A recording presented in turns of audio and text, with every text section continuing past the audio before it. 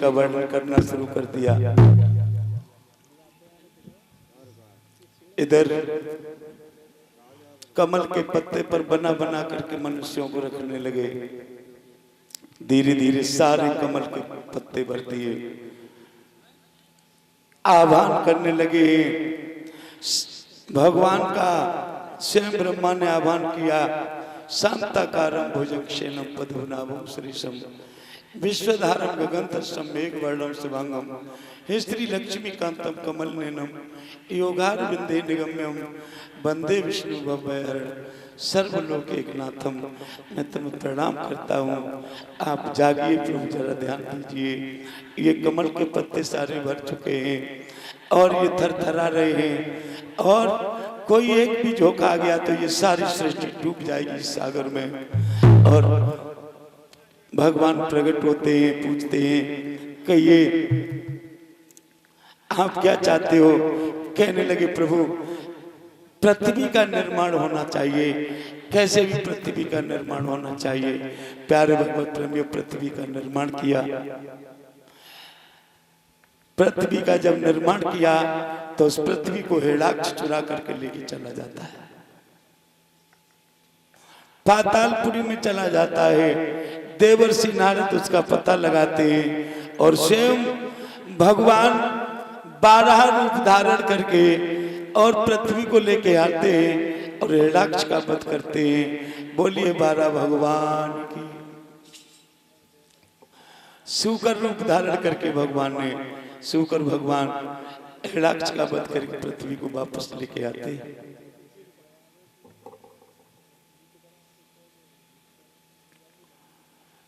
इधर आपने सुना होगा, इसी का भैया हिरण्यकश्यप था जो भगवान शंकर की तपस्या करता था और अपने भाई का उसने बदला लिया भगवान विष्णु से। ये कश्यप ऋषि थे प्यारे भगवत प्रेमियों। ये कश्यप ऋषि का पुत्र थे। ये कश्यप ऋषि जो हुए थे, इनके 13 पत्नियां थी। कश्यप ऋषि ने बड़े बड़े कालों को जन्म दिया है। 13 पत्नियों से प्यारे भगवत प्रेमियों। बिनता नाम की पत्नी थी, प्रभा नाम की पत्नी थी, दिति नाम की पत्नी, अदिति नाम की पत्नी थी। कश्यप ऋषि बहुत सुंदर ऋषि थे। सुंदर कथा आती है प्यारे भगवत प्रेमियों। ये कश्यप ऋषि भी ये ब्रह्मा की संतान थे। आप लोगों को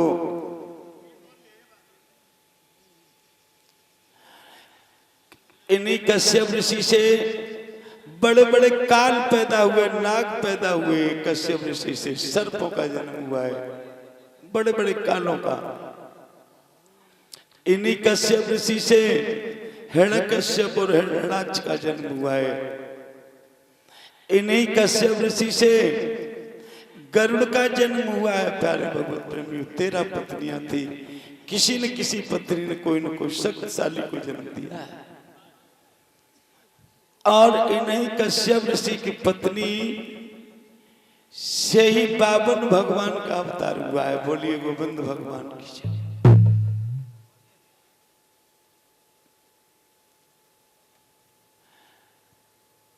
बड़ा सुंदर भगवान ने इस कश्यप ऋषि के परिवार में खूब खेला है, बहुत लीलाएं की हैं परमात्मा ने। प्यारे भगवत प्रेमियों, इन्हीं कश्यप ऋषि के वंश में भक्त प्रहलाद हुआ जो हिरण्यकश्यप का बेटा था। आपको तो सब कुछ पता है कि प्रहलाद को बता दिया था हिरण्यकश्यप ने, मैं अपने भैया का बदला लूंगा और इस विष्णु का नाम नहीं होगा, जहां होगा नाम तो हिरण्यकश्यप का होगा। लेकिन प्रहलाद को ज्ञान नहीं था। प्रहलाद ने कह दिया था अन्याय जो करेगा उसको दंड जरूर मिलेगा, चाहे अपना हो या पराया हो। न्याय करेगा उसके सत्य मार्ग पर कोई खड़ा रहेगा। प्यारे भगवत प्रेमियों, प्रहलाद को स्वयं भगवान ने दर्शन दिए नरसिंह रूप धारण करके। कश्यप ऋषि के बार कितनी बार परमात्मा गए अवतार धारण कर करके, वो कश्यप ऋषि थे। भगवान को कई बार बुला लिया, ऐसी शक्तियां थी कश्यप ऋषि के परिवार में। भगवान ने दर्शन दिए नरसिंह रूप धारण करके। प्रहलाद के बैरोचन हुए। बैरोचन महाराज बहुत ही सुंदर राजा थे, लेकिन राजा बैरोचन पर कोई पुत्र ही नहीं था। एक दिन जंगल में चले गए, एक ऋषि के दर्शन हो गए। बैरोचन महाराज को पूछा है, राजा आप कौन है? बोले मैं प्रहलाद का बेटा बैरोचन हूँ। बोले आप बैरोचन हो, तुम्हारे पिताजी का तो बहुत बड़ा नाम हुआ, स्वयं भगवान ने गोद में खिलाया तुम्हारे पिता प्रहलाद को।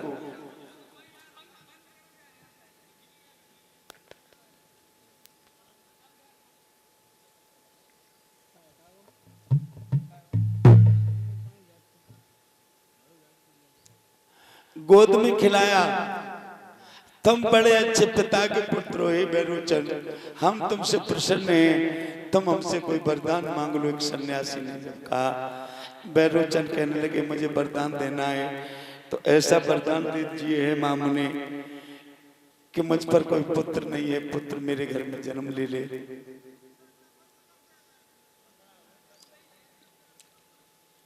बोले तेरे पास कुछ है? बोले और तो मेरे पास कुछ नहीं, कमंडल है इसमें जल है। बोले ला इस जल को ला।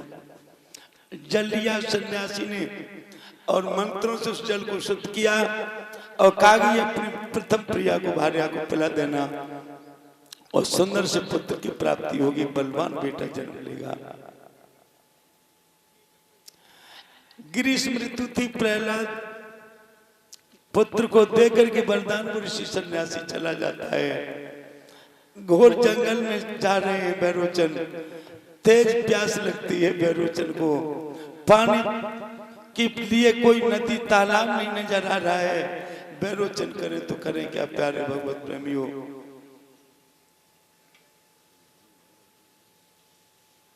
कहने लगे अब मैं क्या करूं, अब मुझे प्यास सता रही है और जल मेरे पास है लेकिन इसको मैं पी नहीं सकता हूं। मौत पुकार रही है लेकिन जल पी नहीं सकते हैं, बैरोचन जल पास में है। अंत में यही हुआ कि उस जल को पीना पड़ा और बैरोचन के गर्भ आ जाता है और समय आने पर उस बैरोचन के जब पुत्र जन्म लेता है तो बैरोचन राजा की मृत्यु हो जाती है।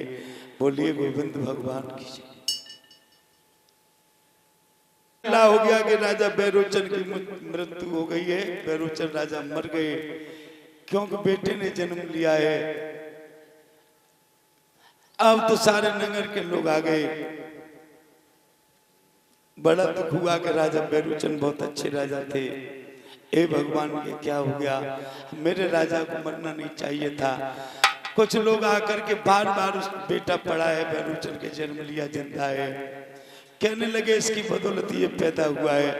कुछ लोग कह रहे चलो कोई बात नहीं, राजा मरे से मरे लेकिन अपनी निशानी तो छोड़ ही गए। चलो ये बालक को जन्म दिया है, इस बालक को संभालो और इसका नामकरण करो, कुछ इसका नाम रखो, किसी दिन यही राजा बनेगा। कुछ लोग बोले इसका क्या नाम रखोगे, जिसने अपने बाप की बलि ले ली हो उसका क्या नाम रखोगे? इसका तो बलि नाम रख दो। प्यारे भक्तों उस बेटे का नाम बलि रख दिया। बोलिए गोविंद भगवान की। बलि फिर ऐसा बालक हुआ कि वो इतना बड़ा प्रतापी राजा हुआ कि तीनों लोगों का राजा बलि बन जाता है। राजा हो गया और जब राजा बलि तीनों लोगों का राजा बना है तो उसकी आदत थी हर समय यज्ञ करता था, गरीबों को भोजन कराता था। राजा बलि सुंदर सुंदर भोजन यज्ञ कराता था और 99 अश्वमेध यज्ञ राजा बलि कर चुका था। प्यारे भगवत प्रेमियों, और बताते हैं 100 अश्वमेध जो यज्ञ कर लेता है वो स्वयं इंद्र हो जाता है। बोलिए गोविंद भगवान की जय।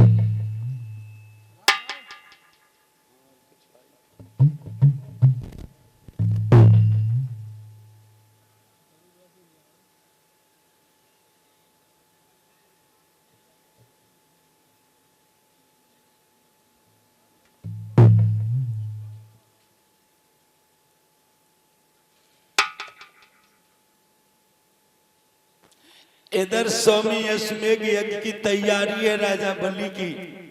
इंद्र को इंद्रासन हिलने लगो पहले ही कपटी इंद्र एकदम नारद ऋषि पहुंच जाते। नारद ऋषि ने पूछा, कहो इंद्र आज कैसे इधर से उधर सिंहासन पे घूम रहे हो, एक जगह तुम्हारा पैर ही नहीं है, आज तुम कैसे ज्यादा चक्कर काट रहे, एक जगह क्यों नहीं बैठ रहे हो? ऋषि नारद ने पूछा। कहने लगे ब्रह्मपुत्र आज तो मेरा दिमाग ही ज्यादा खराब है, क्योंकि आज बलि वो सौमा यज्ञ करने के लिए तैयार हो गया है, और सौमा यज्ञ करेगा राजा बलि तो निश्चित वो इंद्र हो जाएगा, और मैं इस इंद्रासन को मुझे त्यागना पड़ेगा। नारद ऋषि कहने लगे तुम चाहते क्या हो? कहने लगे मैं सिर्फ ये चाहता हूं कैसे भी न कैसे उसका ये विध्वंस हो जाना चाहिए। नारद ऋषि ने कहा इंद्र ये आप क्या कह रहे हो, किसी की यज्ञ कभी विध्वंस हुई है? और यज्ञ कर रहा है राजा बलि, कोई बुरा कर्म तो नहीं कर रहा है।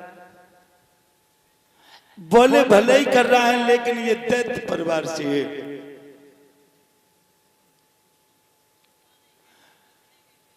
इसका यज्ञ सफल नहीं होना चाहिए।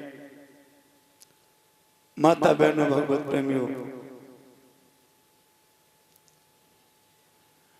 यहां बड़े ज्ञान की जरूरत है। हमेशा लोग अपने अपने को चाहते हैं। दैत्य कौन थे?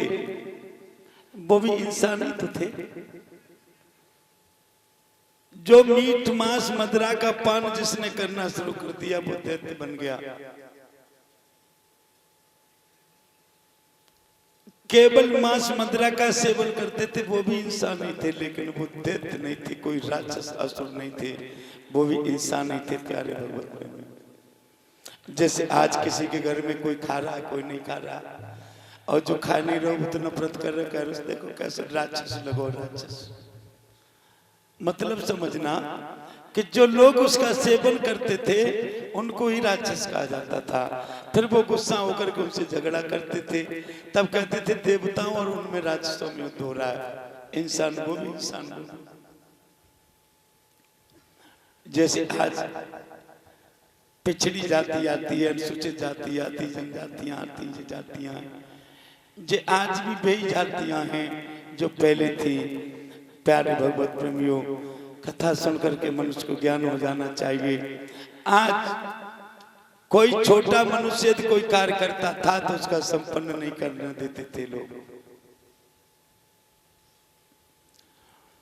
दलित कोई कार्य करे तो उसको संपन्न नहीं करने देते थे। अति पिछड़े लोग कोई कार्य करें तो उनको संपन्न नहीं होने देते थे।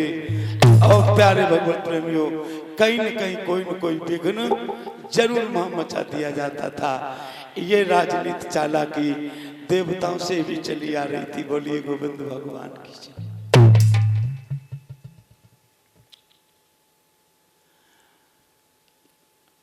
दैत्य परिवार से ये इंद्र नहीं होना चाहिए। ऋषि नारद कोई ऐसा उपाय करो। स्वयं भगवान विष्णु के पास पहुंच जाते हैं।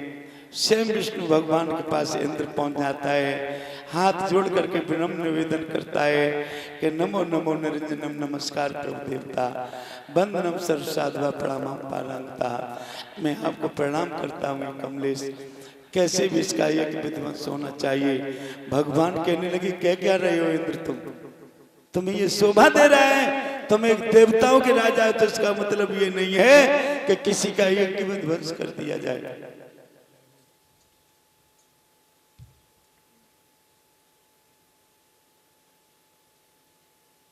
बोले महाराज कुछ भी करो, कैसे भी राजा बलि को। बोले वो बहुत बड़ा दानी है राजा बलि।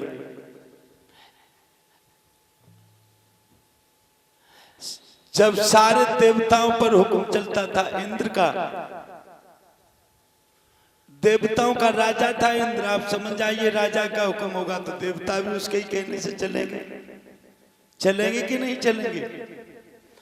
तो ब्रह्मा विष्णु महेश पर भी हुक्म किसका चलता था? इंद्र का। अब वो भी कपटी राजा था इंद्र। बोलिए गोविंद भगवान की। आपने सुना होगा हर जगह जब कहानी आती है कि कपटी इंद्र हमेशा बुरी भावना से रहता था, वैश्यावृत्ति करता था वो इंद्र।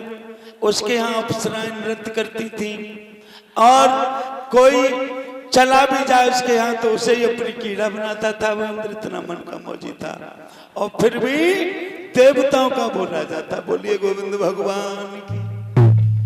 देवता उसके हुक्म में चलते थे। भगवान विष्णु से कहा कि देखिए मैं राजा आपका भी हूँ, आप हमको जो सुना रहे हैं मैं नहीं सुनना चाहता हूँ। राजा तो मैं भी आपका हूँ, आप मेरे हुक्म का पालन करिए। आप चाहेंगे तो एक विध्वंस हो जाएगा। भगवान कहने लगे मैं एक विध्वंस नहीं करूंगा। राजा तुम जरूर हो इंद्र।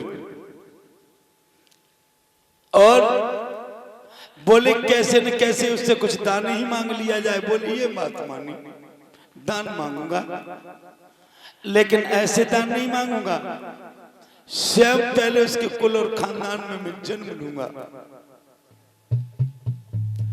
उसी कश्यप ऋषि की पत्नी के गर्भ से और स्वयं 52 अवतार भगवान धारण करते हैं। बोलिए 52 भगवान की।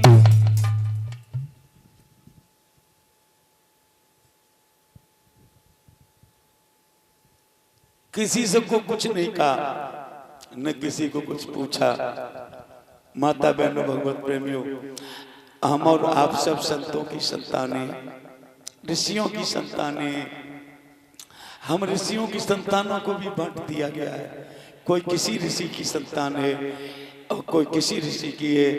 प्यारे भगवत प्रेमियों, आज 52 भगवान ने तुरंत अवतार लिया कश्यप मुनि के यहाँ से और कश्यप ऋषि के यहाँ से अवतार लेकर के।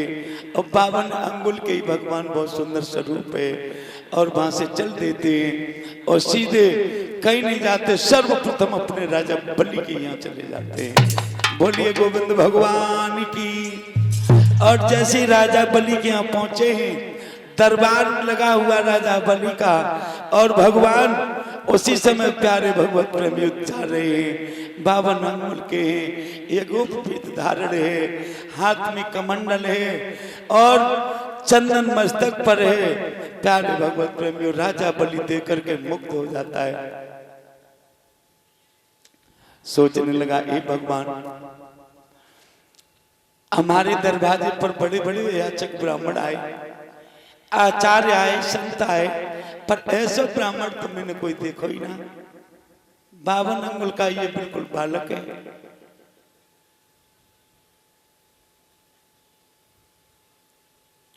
लेकिन देखने में ऐसा लगता है, सोच रहा है वो राजा बलि